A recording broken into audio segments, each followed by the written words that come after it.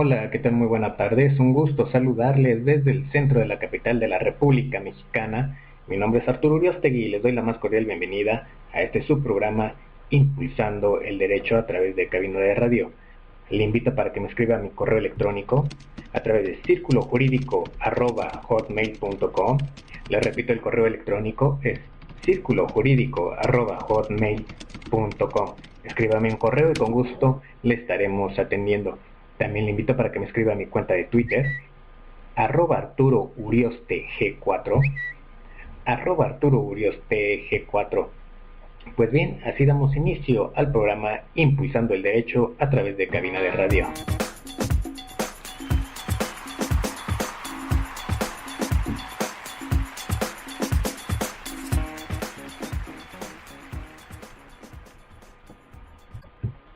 Pues bien, seguimos con nuestro programa Impulsando el Derecho.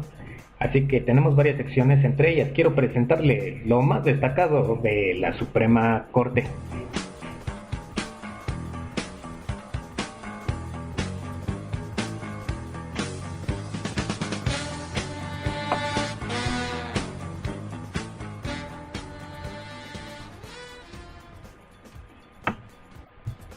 Así es, pues en lo más destacado precisamente de esta sección de la Suprema Corte, quiero comentarles que ante todos los integrantes de la Suprema Corte, el presidente electo Andrés Manuel López Obrador se comprometió a actuar con respeto a la soberanía de los poderes legalmente constituidos.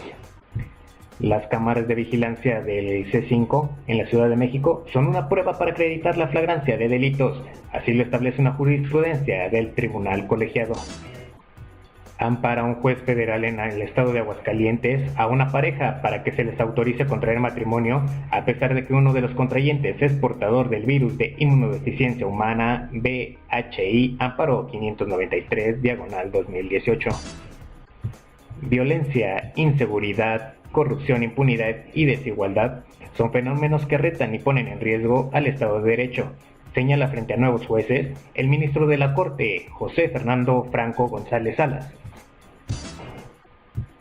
Poner en riesgo la soberanía y seguridad nacional, así como el derecho a la alimentación, un juez federal prohíbe el ingreso de papa fresca a Estados Unidos. A una década de publicarse la reforma en materia penal, el Poder Judicial Federal ha dado pleno cumplimiento al mandato constitucional, así lo manifestó el ministro Luis María Aguilar Morales, presidente de la Suprema Corte. Pues bien, los invito para que escuchen un minuto de la música de Bruno Mars.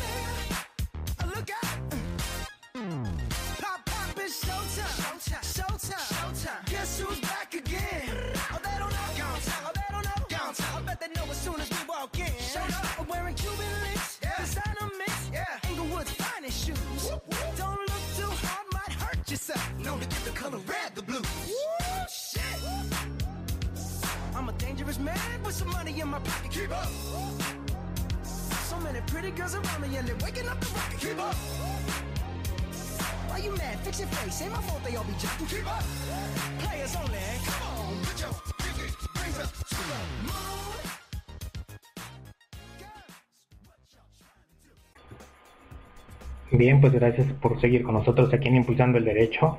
Así que les comento que declara la Suprema Corte la validez sobre regulación del transporte que se presta a través de aplicaciones móviles. El reporte es de Erika Mora para la Suprema Corte de Justicia de la Nación.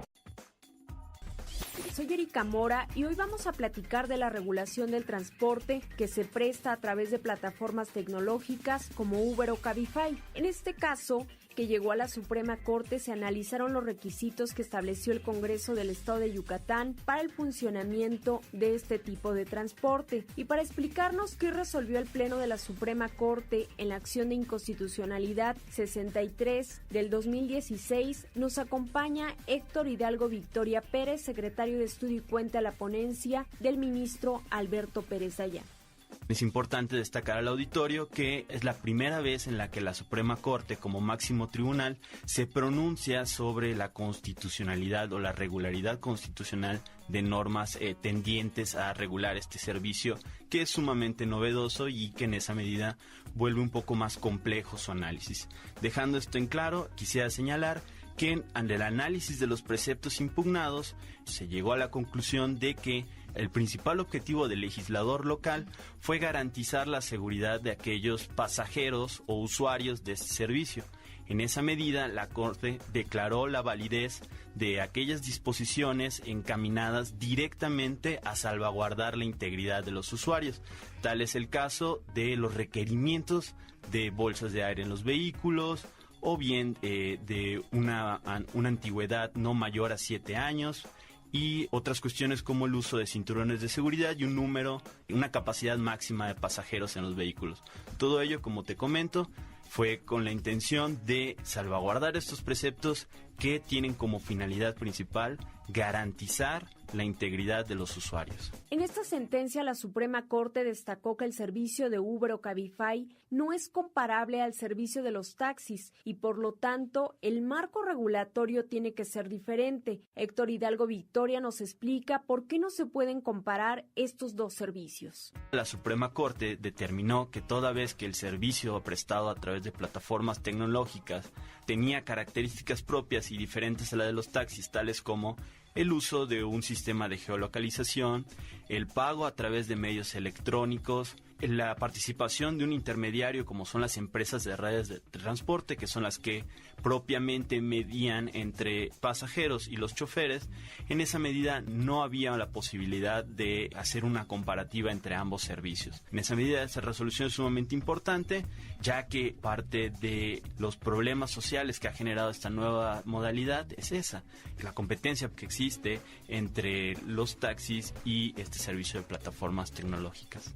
Esta es la primera vez que la Suprema Corte se pronuncia sobre el servicio de transporte que se presta a través de plataformas tecnológicas, y una de las conclusiones más importantes de esta acción de inconstitucionalidad es que se reconoce que los congresos locales son competentes para regular el funcionamiento del transporte que se presta a través de plataformas tecnológicas. Esta resolución abre la puerta para que los congresos locales también puedan regular el servicio de Uber o Cabify.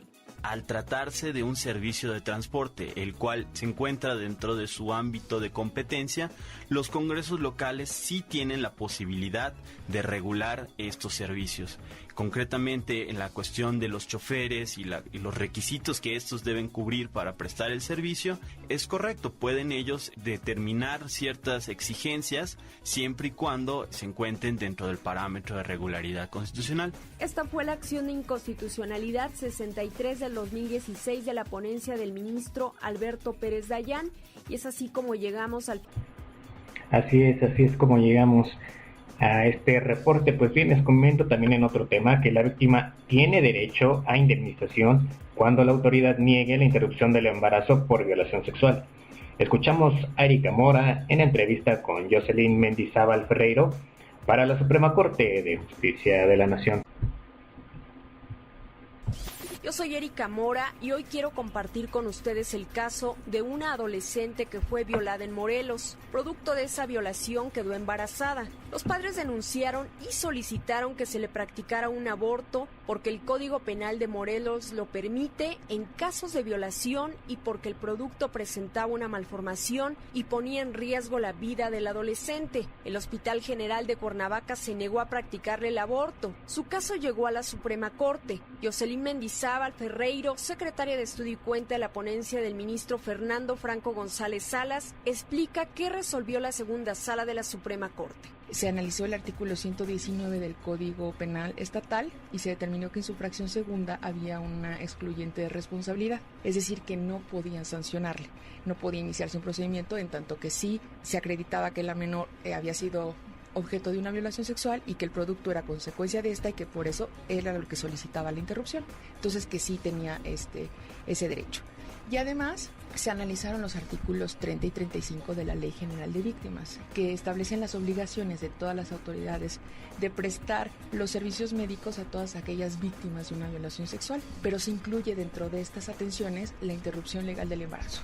Entonces se concluye que sí existía un derecho de la menor a poder abortar por esta situación y que al no habérselo practicado como debían las autoridades sanitarias o por lo menos esperar a que llegara la autorización o gestionarla, se habían violado de forma grave sus derechos humanos y entonces era víctima en términos de la Ley General de Víctimas y que además sus padres, por haber una trascendencia del daño, eran víctimas indirectas.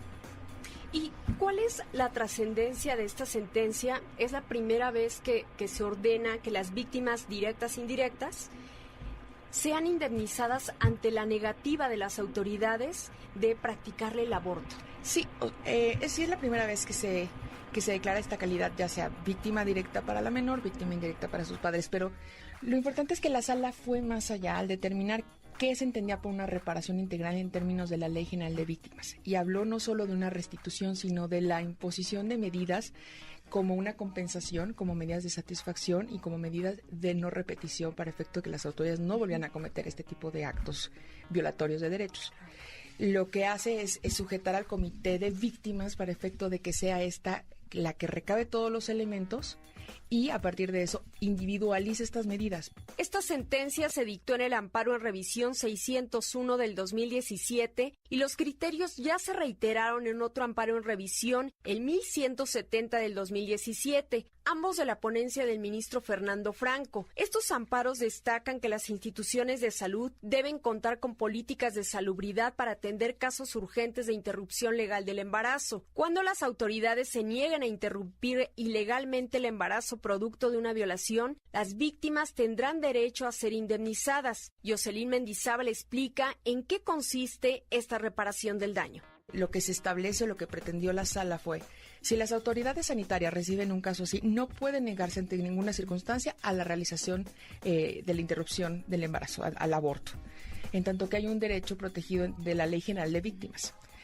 Si en dado caso existe esa negativa injustificada, hay una violación directa y entonces se da la calidad. Pero las autoridades no pueden negarse. Las autoridades tienen que prestar efectivamente los servicios médicos, pero no es una cuestión de revisión o de llevar una revisión médica de la persona o de la mujer, de la menor, en este caso, sino que es practicar el aborto. De hecho, también en el segundo precedente, lo que se hizo fue, bueno, si hay una imposibilidad material de que las autoridades puedan llevar la interrupción, tienen que buscar a las otras autoridades sanitarias que sí estén en posibilidad para que lo ejecuten. Pero no nada más eso, tienen que velar de que efectivamente se concretice ese aborto.